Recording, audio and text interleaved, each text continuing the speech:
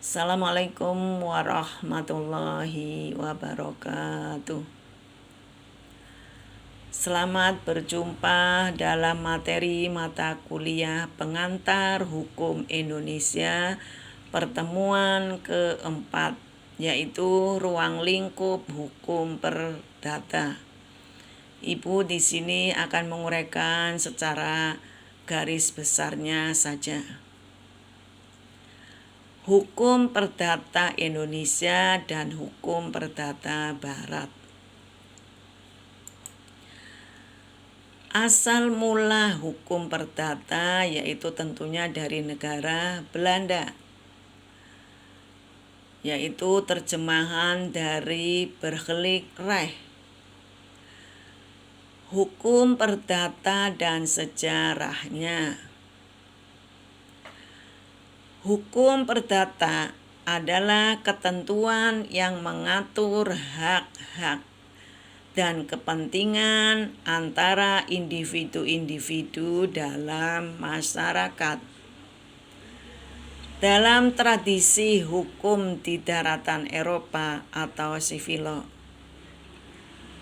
dikenal pembagian hukum menjadi dua, yakni hukum publik atau hukum pidana dan hukum privat atau hukum perdata.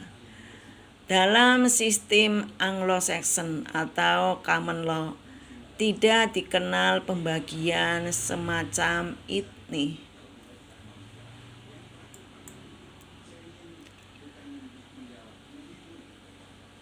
Orang Indonesia yang pertama kali menemukan istilah hukum perdata adalah Profesor Joyo Diguno. Beliau mengambil dari bahasa Jawa yaitu kata perdata, yang artinya perselisihan atau pertengkaran. Mengenai pendapat ini ada yang setuju dan ada yang menentangnya. Namun istilah tersebut telah diterima secara resmi, dan pertama kali kata perdata itu dicantumkan dalam perundang-undangan, yaitu dalam Konstitusi RIS dan Undang-Undang Dasar sementara, yaitu di dalam pasal 15 ayat 2 dan dalam Undang-Undang sementara pasal 15 ayat 2 juga, dan seterusnya itu ada.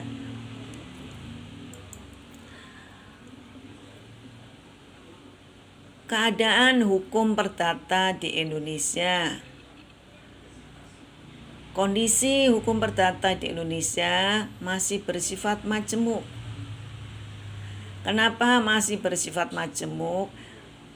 Karena disebabkan oleh keanekaragaman. Keanekaragaman ini dipengaruhi oleh dua faktor, yaitu diantaranya faktor etnis dan faktor hostia yuridis.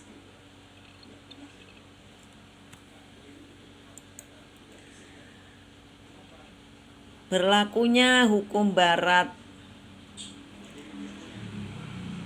golongan yaitu untuk golongan Eropa, golongan timur asing, golongan pribumi yang menundukkan diri pada hukum Barat atau Kitab Undang-Undang Hukum Perdata.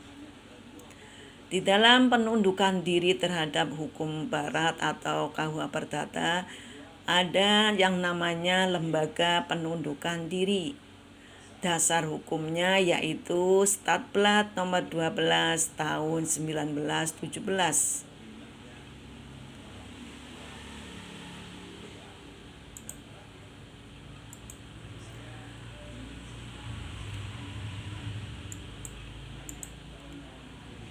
Sejarah hukum perdata di Indonesia.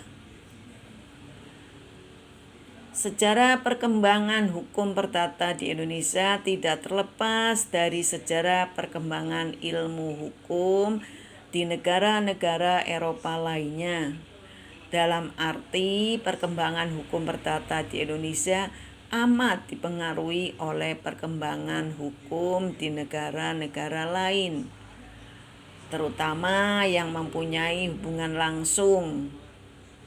Indonesia sebagai negara yang berada di bawah pemerintahan Hindia Belanda, maka secara otomatis kebijakan-kebijakan dalam hukum perdata tidak terlepas dari kebijakan yang terjadi dan diterapkan di negara Belanda.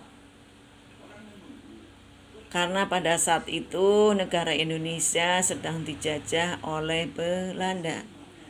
Demikian juga Belanda pernah dijajah oleh Prancis, maka aturan-aturan hukum yang ada di Belanda yang ada di Prancis diberlakukan juga di dalam negara Belanda.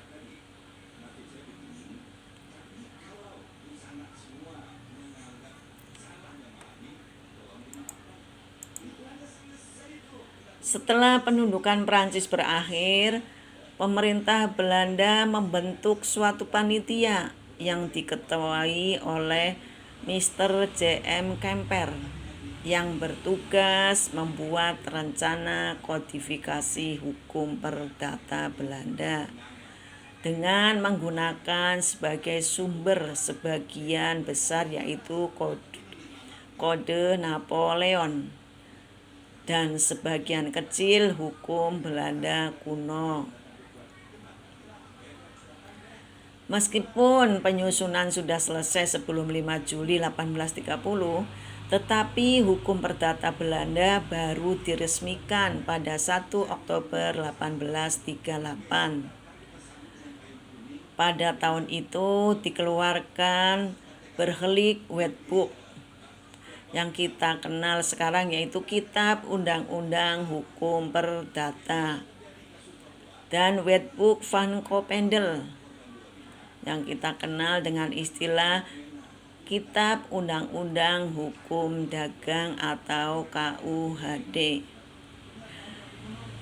Tentunya berdasarkan dengan azas konkordasi. Kodifikasi hukum perdata Belanda menjadi contoh bagi kodifikasi hukum perdata Eropa di Indonesia. Kodifikasi ini diumumkan pada tanggal 30 April 1847 dengan Statblad nomor 23 dan mulai berlaku 1 Mei 1848 di Indonesia. Maka pertama kali negara kita menggunakan Kitab Undang-Undang Hukum Perdata, Kitab Undang-Undang Hukum Pidana, Kitab Undang-Undang Hukum Dagang, yaitu 1 Mei 1848 sampai sekarang. Dasar daripada negara Indonesia masih bersumber pada ketiga kitab tersebut adalah pasal 2 aturan peralihan Undang-Undang Dasar 1945.